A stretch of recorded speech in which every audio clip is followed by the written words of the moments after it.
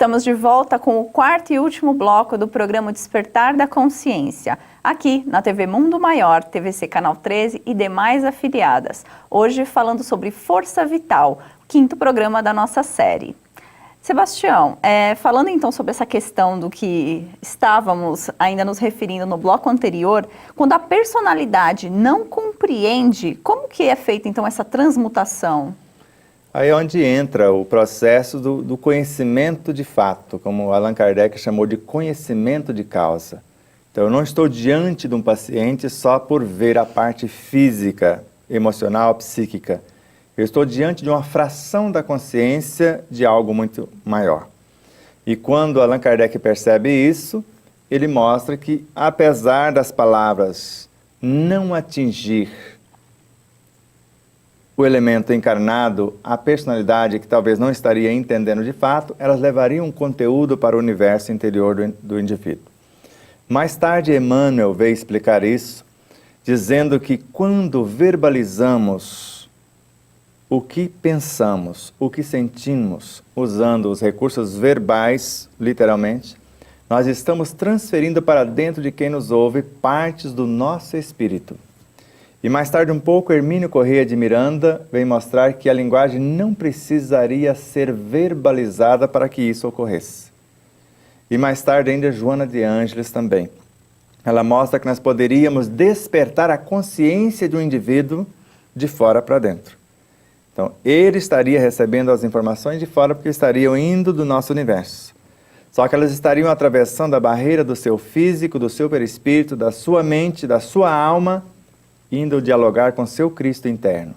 Mas para que consiga fazer isso, quem está transmitindo tem que ter valores nobres. E saber o que está fazendo. É conhecimento de causa, conhecer o espírito imortal nas suas incontáveis facetas, ou pelo menos na maioria delas, para saber o que está fazendo, para onde direcionar a energia. Por exemplo, Miramês nos mostra que se a pessoa estiver com as perturbações que nós chamamos de enfermidades, porque estaria uma falha no seu sistema, que nós chamamos de automatismo, de gerenciamento harmônico desse universo psicofísico, eu poderia estar construindo entidades instintivas, que são elementais, forças responsáveis por gerenciar esse automatismo, que são as forças do subconsciente, e transferi-las para o subconsciente do indivíduo, e ele não estaria sabendo do que está fazendo.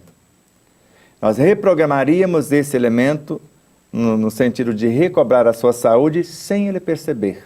E qual seria a intenção de fazer isso sem que o outro saiba? Porque onde entra, então, essa questão da responsabilidade? Porque se eu faço sem que o outro tenha consciência disso, não estaria pulando alguma etapa? Entre aspas, não. Vamos dar um exemplo bem prático, bem simples e bem eficaz ao mesmo tempo. Como faria um empresário para passar essas informações para os seus funcionários, sendo que eles, funcionários, não querem ouvi-lo?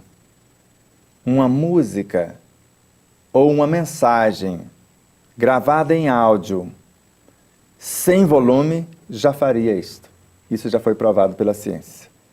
Então a música, o som, a vibração desse som, mesmo não saindo pelo alto-falante, só ali, tocando no aparelho, a vibração, ela tem essa capacidade expansiva de fazer isto. Porque de repente o corpo da pessoa pode estar em coma. Como você vai reanimar o subconsciente para mostrar... condições assim... Exato. Falar, você não sabe fazer isto. Não está conseguindo, mas o seu chefe pediu que eu te auxiliasse. O seu chefe, o seu Cristo interno. Pediu que eu te mostrasse como se faz, já que você não quer ouvi-lo. Não sabe ouvi-lo. Eu estou aqui na mesma dimensão e estou construindo realidades e veja, eu estou alterando o seu software, o seu programa de reorganização fisiopsíquica. E essas personagens que nós chamamos de instintos, que são responsáveis pelos automatismos, se eu faço o que eu estou dizendo para que ele faça no meu universo, elas são criadas e transportadas, e assim como a harmonia existe no meu universo, é o mesmo que acontece com os dois átomos. Um desequilibradinho sem um elétron, o outro equilibradinho com todos os seus elétrons. Ele compartilha no relacionamento um elétron e equilibra o outro. Esse momento eu estou fazendo isso. Então eu estou transferindo a minha equipe para treinar a equipe do outro. Então eu posso permitir que essa equipe fique lá, ou simplesmente treino o universo do outro e trago o meu pessoal de volta. Então apenas um estando consciente desse processo seria o suficiente. Desperta o outro nessa realidade. Agora cabe ao outro, que é o que faria ou que fazia Jesus. Ele fazia isso, ele despertava o potencial do outro. Agora vai e não peque mais. Agora administre isso adequadamente. Dá as diretrizes, a tua fé. Fé é conhecimento.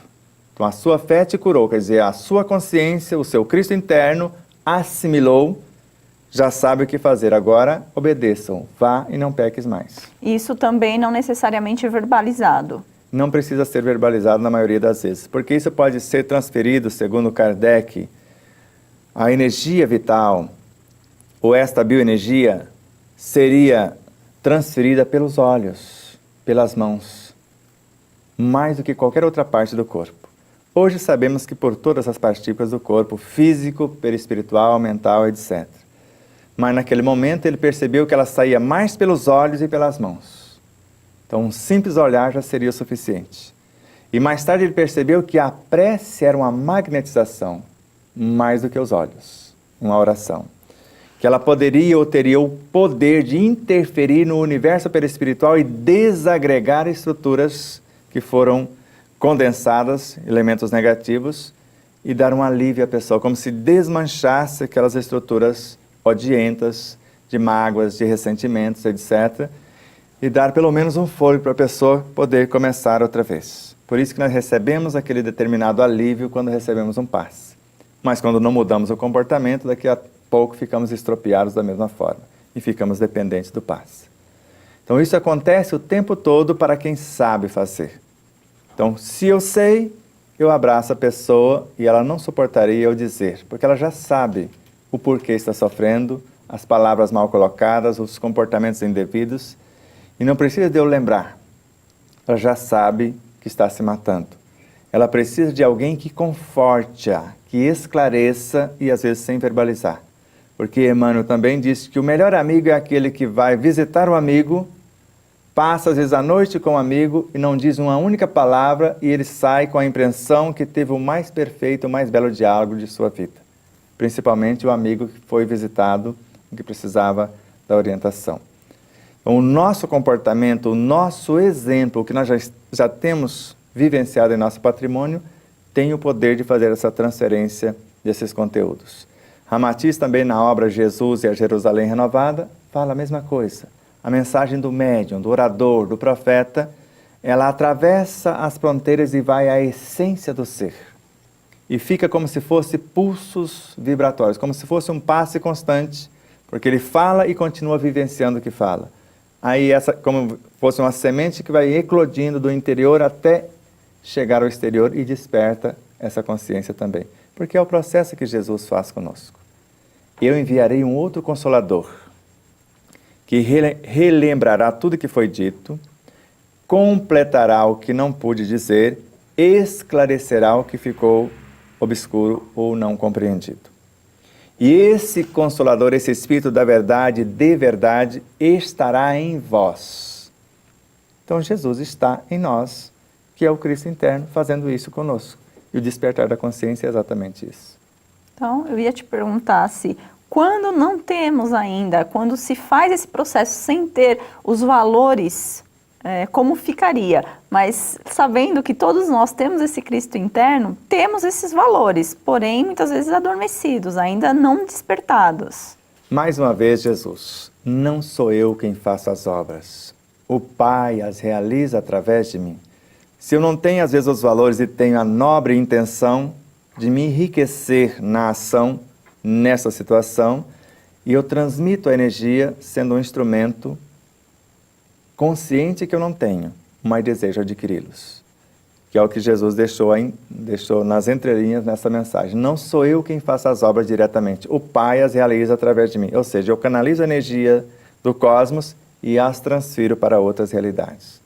Então, no sentido profundo, poderia dizer que Jesus naquele momento não sabia em profundidade a nível ou no nível cósmico, ou em estado cósmico, ou falando cosmicamente, o que estaria acontecendo em larga escala, mas sabia o que ele estava fazendo dentro do cenário que ele já atuava conscientemente.